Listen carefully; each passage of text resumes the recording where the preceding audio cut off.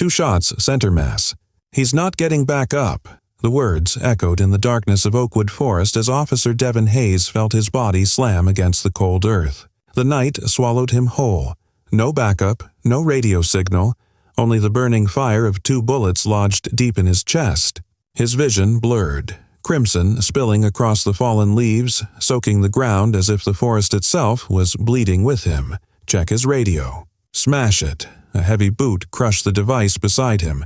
Static died into silence. The last thing Devin heard before the world tilted sideways was a man's gravel voice, low and merciless. Let him die out here. Nobody's gonna find him in time. And then, nothing. The forest grew quiet again. Too quiet. The killers vanished like shadows melting into the trees, leaving Devin alone beneath a towering oak. His breath came in ragged gasps, every inhale sharper, shallower, weaker. At 29, a decorated officer and son of a Baptist preacher, Devin Hayes was staring at death in the face, and death was winning. But fate, as it often does, had other plans. The morning after, October air cut sharp and clean through Oakwood Forest, carrying the scent of damp earth and pine needles. Sunlight broke through the canopy in golden shards, painting the trail in amber and rust. It should have been a morning of innocence, a Saturday ritual. 2 sisters walking the old timber path with their dogs bounding ahead. Kay and Kendra Williams were only 11 years old. Identical twins, but nothing alike in spirit. Ka, the elder by 3 minutes, carried herself with the quiet vigilance of someone who'd already decided she was the protector. Kendra, gentle and curious, trailed with her camera, photographing leaves that glowed like fire under the autumn sun. Beside them ran 2 magnificent German shepherds. Caesar, 6 years old, steady, wise, amber eyes that missed nothing. Atlas, just 18 months, all youthful courage and boundless energy, his every move a mirror of his father's loyalty. They had no idea what waited in the woods that morning. No idea that their footsteps were carrying them toward a moment that would change their lives and their city forever. Caesar froze first. His ears shot forward, muscles taut as a bowstring. Atlas mirrored him, a low growl rumbling in his chest. "What is it, boy?" Ka whispered. The dogs bolted off the trail. Without hesitation, the twins followed. 40 yards in, the leaves parted, and the world stopped. There, slumped against the base of a massive oak, lay Officer Devin Hayes. His skin was pale, lips blue, 2 gaping wounds rising and falling with each desperate, fading breath. Blood spread beneath him like a black halo on the forest floor. His shattered radio glinted beside his hand. Kendra gasped, dropping her camera.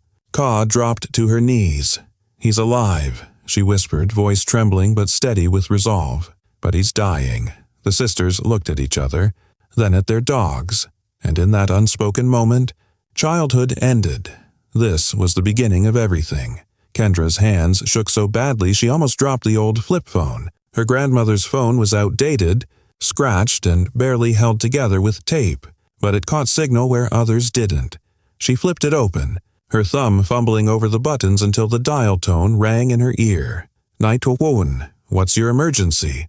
Her voice cracked, but she forced the words out. "This is Kendra Williams. We found a police officer. He's been shot. He's bleeding. He's dying." The dispatcher's voice softened. "Sweetheart, stay calm. Can you tell me where you are?" Ka's voice cut through, steady and urgent. "Old timber trail, 3/4 of a mile past Beaver Creek Bridge. Please hurry, he won't last much longer. Help is on the way," the dispatcher promised. "Stay safe. Are the shooters still nearby?" Kendra's gaze darted to the shadows between the trees. Every crunch of a branch, every rustle of leaves made her heart slam like a hammer. She swallowed hard. I don't know. Please, just hurry." Meanwhile, Ka pressed her hoodie against the officer's chest. Blood seeped through immediately, warm and terrifying. She tightened the makeshift bandage, twisting a stick through the fabric like a tourniquet, remembering every emergency lesson her mom, a police detective, had drilled into her. "Stay with us," she whispered to the officer. "Don't you dare give up!" Devin Hayes' eyelids fluttered. For a heartbeat, his gaze locked on hers. Weak, pained, but alive. Caesar circled the area, nose to the ground, body rigid with tension. Atlas stayed pressed against the officer's legs, whining softly as though pouring his own strength into the dying man. And then, the snap of a twig. A voice. Low, rough, too close. Find those kids. They saw too much. The girls froze. Ka's eyes widened, locking onto Kendra's. The words slashed through them like cold steel. Boss said no witnesses. Another voice growled. Kendra's breath caught in her throat. She wanted to scream, to run, but her legs wouldn't move. Ka clenched her fists, jaw tight. We can't leave him, she hissed. He'll die if we do. Then what do we do? Kendra's whisper trembled, tears already burning her eyes. We fight, Ka said simply. Caesar. Atlas.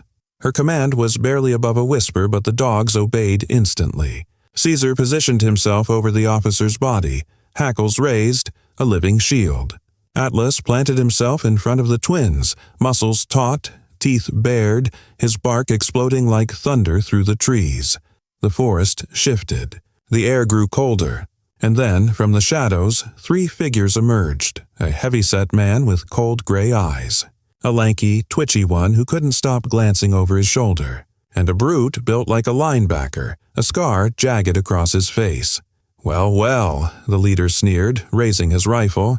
Looks like we got ourselves some little heroes. The heavy-set man's boots crunched against the leaves as he stepped forward, the rifle steady in his hands. His cold gray eyes studied the girls like a hunter sizing up prey. Well, what do we have here? He drawled, voice thick with menace. 2 little brats playing hero.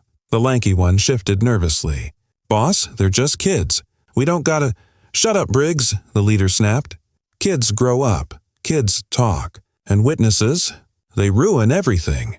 Ka stood taller, her small frame trembling, but her chin lifted in defiance. You're the ones who shot him, she said, voice sharp as broken glass. You tried to kill a cop. The brute with scarred knuckles let out a low laugh. Smart girl. Too smart for her own good. He tapped the branch against his palm like a warning.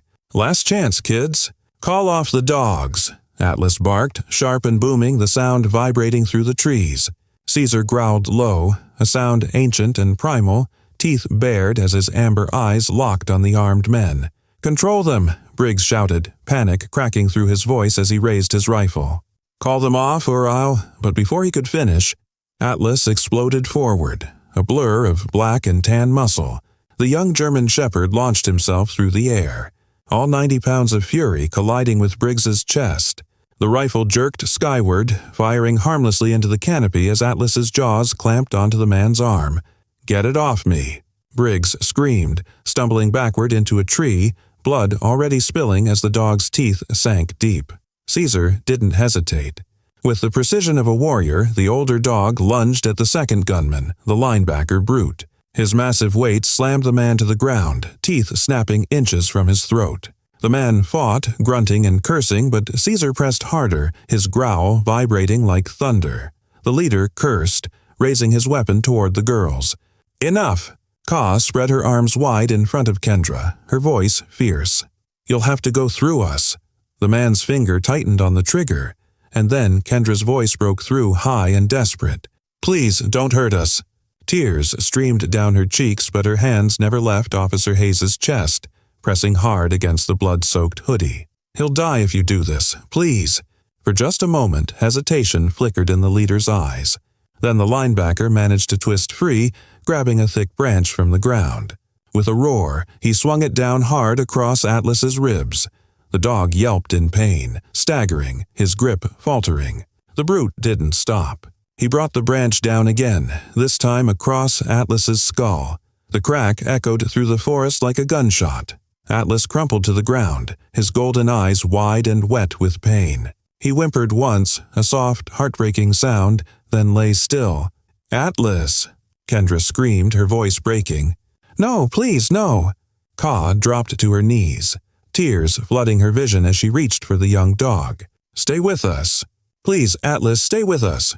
Caesar's growl shifted, deepened, became something ancient and terrifying. His son had fallen, and now the forest would bear witness to his fury. The forest fell into a suffocating silence. only the rasp of Officer Hayes's shallow breaths and the pitiful whimpers of Atlas breaking it. Ka's tears dripped onto the dog's fur, her small hands trembling as she tried to rouse him. But deep inside, she knew. His golden eyes were fading, dimming like the last light of a candle in the wind. Kendra's sobs cracked the air. "Atlas, please don't leave us. You saved us, you can't—" Her words dissolved into choking grief. Caesar froze where he stood. For one heartbeat, the old shepherd simply stared at his son's still body. Then something shifted. His growl rumbled low, deep, guttural.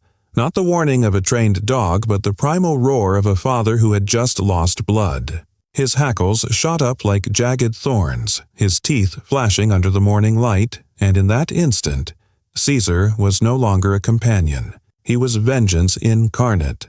The linebacker brute, chest heaving, raised the branch again. "Come on then, let's finish this mutt too."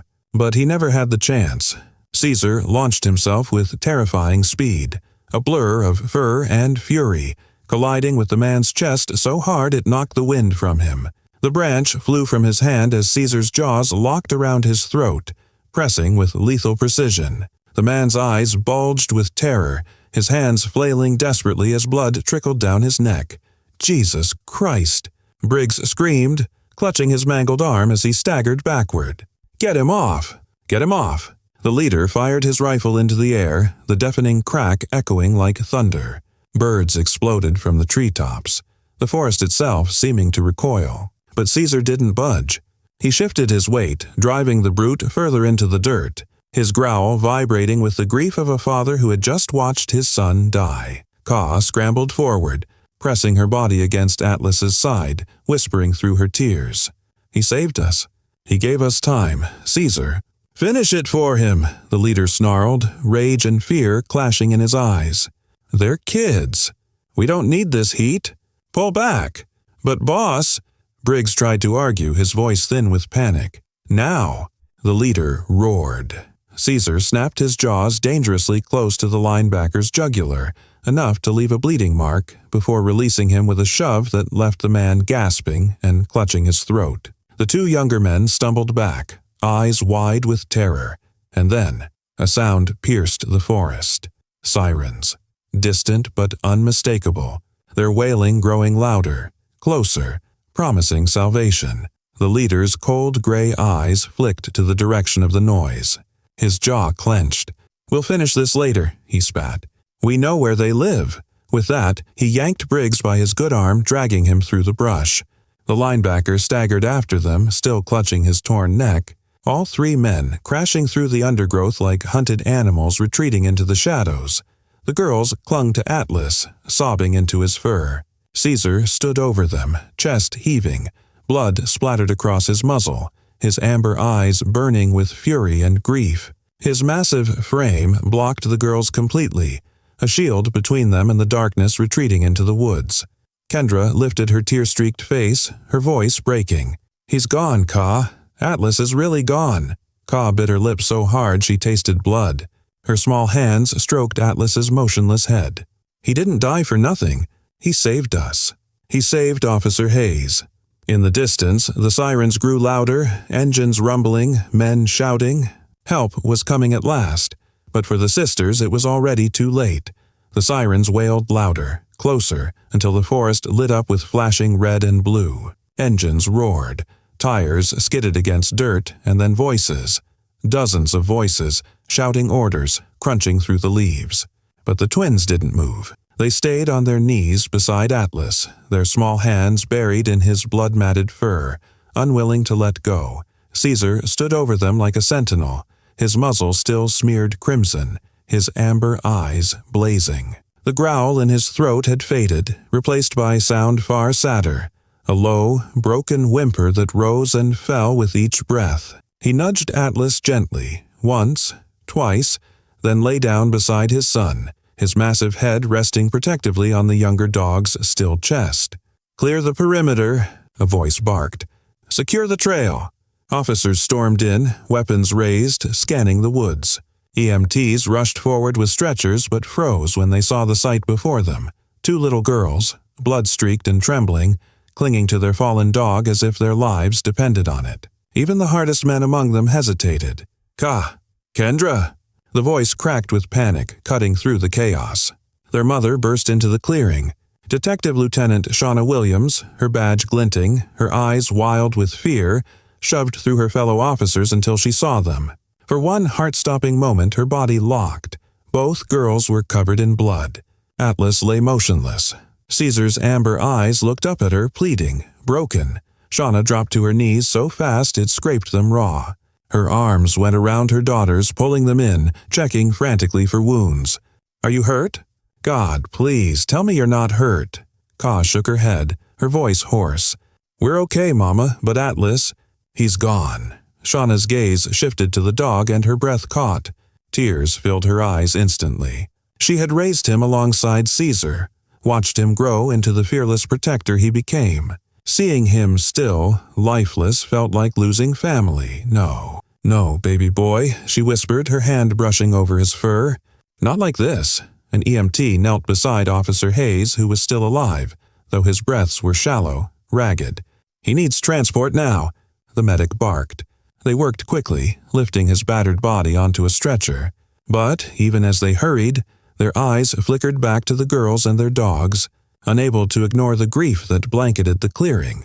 A veterinarian who often worked with K9 units pushed forward, kneeling beside Atlas. His hands were gentle, his voice soft. "I'm sorry," he said, looking at Shauna with tears brimming. "He's gone. He gave his life to protect your girls." Kendra sobbed harder, burying her face in Atlas's fur. "He was so brave, Mama. He saved us." "He saved Officer Hayes." Shauna's arms tightened around her daughters, her voice steady even as her chest shook.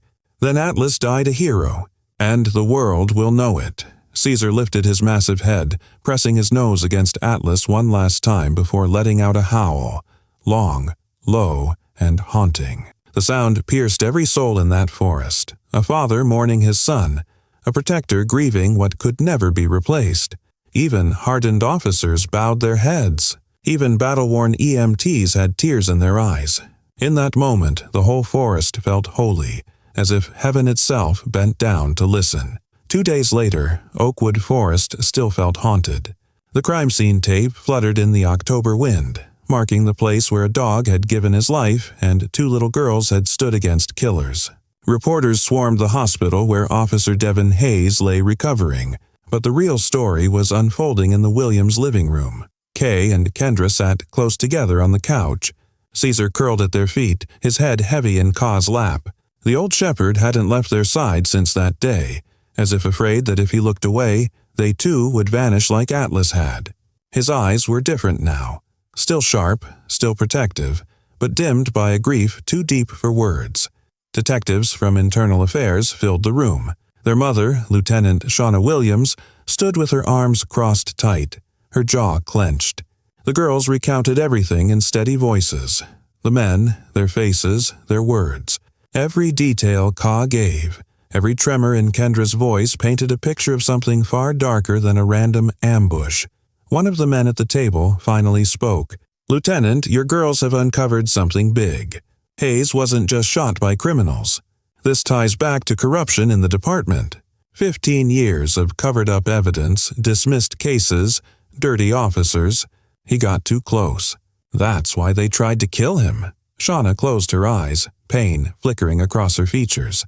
She'd suspected for years, but hearing it confirmed, hearing that her daughters stumbled into the middle of it, made her fists clench until her knuckles went white. "Then we burn it down," she said coldly. "Every last one of them. They don't deserve the badge." Ka glanced down at Caesar, stroking his fur.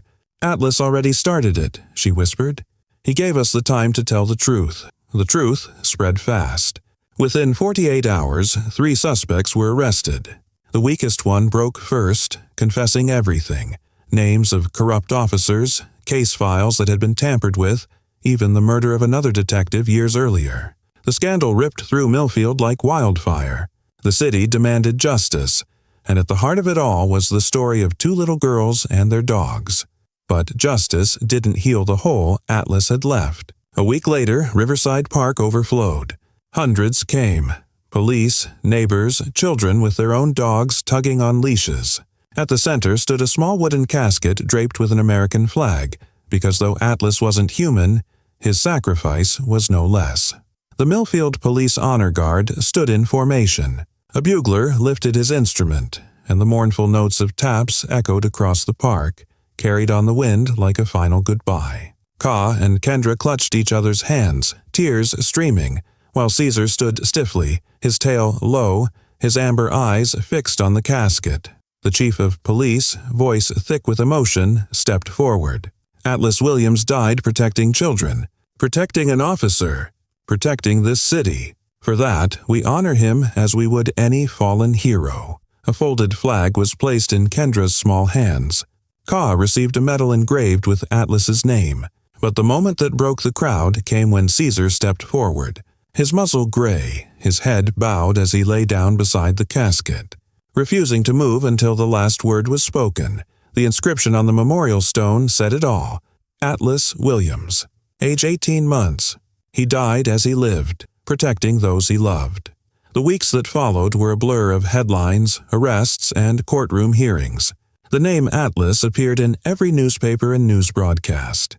Hero dog saves twins and officer. 11-year-old sisters crack 15-year police scandal. Millfield had been shaken to its core, but from the rubble came something new: hope. Officer Devin Hayes survived his wounds, though his body carried scars that would never fade. Reporters crowded his hospital room, but when asked how he was alive, his answer was simple. 2 little girls and 2 dogs refused to give up on me. One of them paid the ultimate price. His name was Atlas. Don't you dare forget it. His words struck the city like thunder. Murals of Atlas began appearing on brick walls downtown, painted by artists who had never even met the dog but felt the weight of his sacrifice. Children left flowers and stuffed toys by the bronze plaque at Riverside Park. For the first time in years, Millfield saw integrity where there had only been corruption. Shauna Williams threw herself into the investigation. The case blew open like a dam bursting. 7 officers arrested, 2 detectives stripped of their badges, and even a deputy chief exposed as the ringleader. The city council moved swiftly, promising reforms, new oversight, and community review boards. Shauna, now promoted to Captain Williams, became the face of a police department struggling to rebuild trust.